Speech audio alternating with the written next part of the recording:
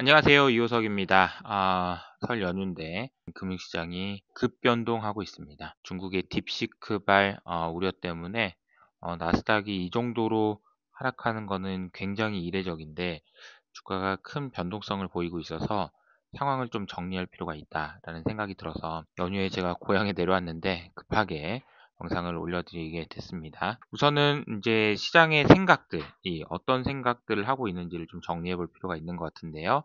딥시크가 나왔어요. 많이들 아마 영상을 통해서 접해 보셨을 텐데 한마디로 얘기하면은 야 이게 중국에서 이렇게 싼 비용으로 언어 모델을 만들었다고? 야, 그러면 그동안 빅테크들은 그럼 도대체 뭐 한 거냐? 이거 바보 아니냐? 뭐 엔비디아 칩이고 뭐고 이거 다 망하겠구만 이런 제 생각으로 이어지면서 특히나 이제 반도체 그리고 에너지 관련된 주식들 뭐 AI 관련된 주식들이 큰 폭의 조정을 받고 있는 상황입니다. 인프라 투자고 뭐고 이거 아무나 하는 거 아니야? 이런 생각을 하고 있다는 거죠.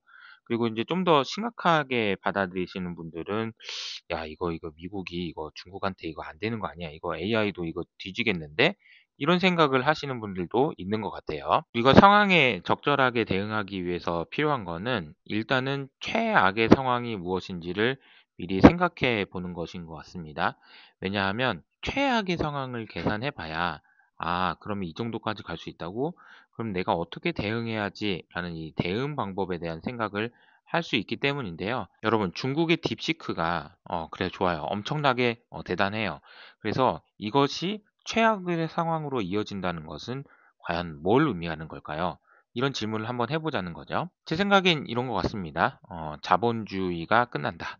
미국이 끝난다. 이런 거죠. 중국의 승으로 이 게임이 끝난다. 이런 식으로 된다라고 하는 것이 최악 아닐까요? 그런 것까지 생각하시는 분이 혹시 있으신지 좀 궁금합니다. 물론 뭐 그렇게 되지 말라는 법은 없겠죠. 그리고 제가 생각할 때 지금 현재의 상황은 과거 소련과 미국이 냉전을 했던 것처럼 지금은 중국과 미국의 냉전 아닌가 싶습니다. 제 생각에는 이제부터는 이 둘과의 싸움은 더 치열해질 가능성이 높고 진짜 뭐 무슨 싸움이다라고 이야기할 정도로 심각해질 가능성이 크다라고 생각합니다. 그러니까 다시 말하면 중국이 한 방 매겠다. 오케이, 좋아요. 알겠어요. 미국은 가만히 있을까요? 그럼 미국은 이렇게 할 수도 있겠죠. 중국 그동안 제가 패권으로 너무 이상한 짓 많이 했죠? 죄송합니다.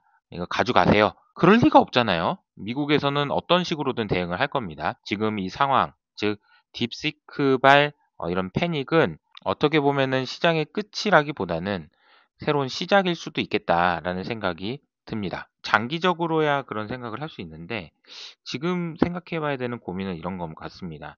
딥시크가 지금 강세장의 끝을 알리는 걸까?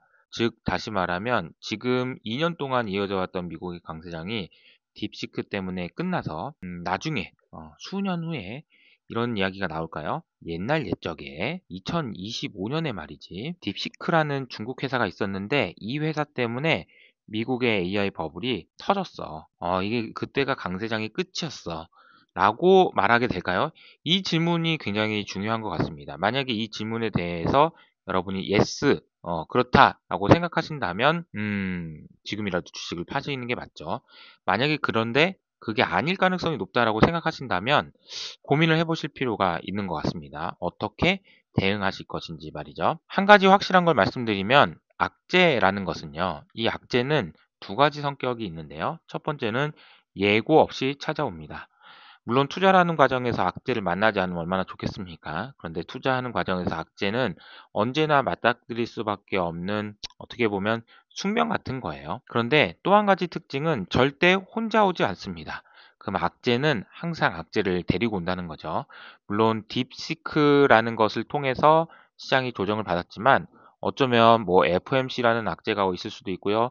또 다른 무슨 어떤 악재가 있을 수도 있습니다. 그래서 악재는 악재를 불러옵니다. 실제로 시장이 빅스가 35%나 급등하는 모습을 보여주면서 와 이게 시장이 진짜 변동성이 엄청나게 커지고 있고요. 나스닥 같은 경우에도 선물이 급락을 했는데 한때 마이너스 5%까지 급락하는 모습을 보이기도 했습니다. 특징적인 것은 시작하기 전부터 거래량이 증가하고 있고 누적 거래량이 이렇게 된다라는 것은 이건 심상치 않다. 이거는 상당히 심각한 문제다라는 것을 말하는 건 맞습니다. 제가 말씀드리는 것이 이것이 아무 문제가 없다라는 것이 아니라는 거죠. 심각한 건 맞아요. 왜 이런 상황이 되는지를 살펴보려면 헤지 펀드들의 포지션을 좀 점검해 볼 필요가 있는 것 같습니다. 최근에 2025년 들어서 갑자기 헤지 펀드들이 포지션을 올리기 시작했어요. 야, 이거 트럼프 되면서 이거 가자, 한번 해보자, 라는 생각을 했다라는 거죠. 근데 반가운 소식도 있습니다. 한편으로는 헤지 펀드 포지션 중에 특히 M7에 대한 포지션이요. 저도 이번에 찾아보다 보니까 알게 됐는데 작년 7월을 기점으로 해서 포지션이 계속해서 줄어들었다라는 거죠. 어떠면 이것이 미리미리 줄여놓은 M7에 대한 비중을 헤지펀드 입장에서는 늘릴 수도 있는 기회가 될 수 있다라는 생각도 할 수 있다는 거죠. 한편으로는 빅테크에 대한 비중이 낮은 헤지펀드도 있다. 혹시라도 지금 현재 상황에서 공포에 떨어서 매도를 고민하시는 분도 있고 혹은 난 좀 여유가 있으니까 매수를 고민하시는 분도 있을 텐데 이 부분을 함께 생각해 보시면서 여러분의 상태를 판단하는 것이 최우선입니다. 우선은 여러분이 현재 상황이 레버리지를 많이 써서 불편한 상황인지 현금 비중은 얼마나 되는지 평균 단가가 너무 높아서 불편하진 않은지 마음이 심란한지 뭐 이런 것에 따라서 사실은 주가가 변동성이 커지면 커질수록 손절매를 하게 될 가능성이 높습니다. 그래서 만약에 레버리지를 많이 쓰거나 현금이 없고 평균 단가가 너무 높아서 쫄리거나 마음이 후덜덜할 경우에는 제 생각에는 리스크 관리에 집중하시는 게 맞다라고 생각하고요. 반대로 레버리지를 쓰지 않았고 현금도 많은 상태고 평균 단가도 낮고 마음이 평온하다 뭐라고 한다면 매수 관점에서 고민해 보실 필요도 있는데 다만 아까 말씀드린 대로 악재는 혼자 오지 않고 매도는 매도를 부르기 때문에 너무 급하게 판단하실 필요는 없는 것 같습니다. 대신에 이번 주의 일정을 살펴보면 당장 수요일 날 마이크로소프트, 메타, 테슬라 등의 실적 발표가 예정돼 있는데 이 실적 발표에서 이들의 CEO들이 이 딥시크 사태에 대해서 어떠한 생각들을 이야기하겠죠. 이 생각들이 시장에 영향을 줄 가능성이 큰데 당장 테슬라의 일론 머스크는 딥시크 너무 과장돼 있다 이런 이제 의견을 얘기도 하기도 했거든요. 그 부분을 감안하실 필요가 있다라는 생각이고요.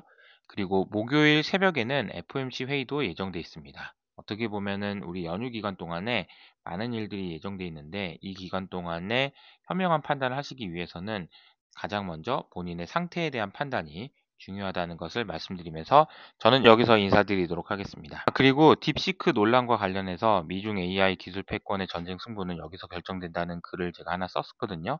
이 글의 내용도 쭉 한번 살펴보시기 바랍니다. 사실 제가 걱정하는 거는 딥시크도 있지만 중국의 제조업 경쟁력이에요. 중국의 제조업 경쟁력이 앞으로 AI 패권 전쟁에서 어떤 영향을 주게 될 것인지에 대한 고민을 했으니까 참고해 보시면 좋을 것 같습니다. 오늘 밤까지 무료로 공개해 드릴 테니까 꼭 한번 확인해 보세요. 감사합니다.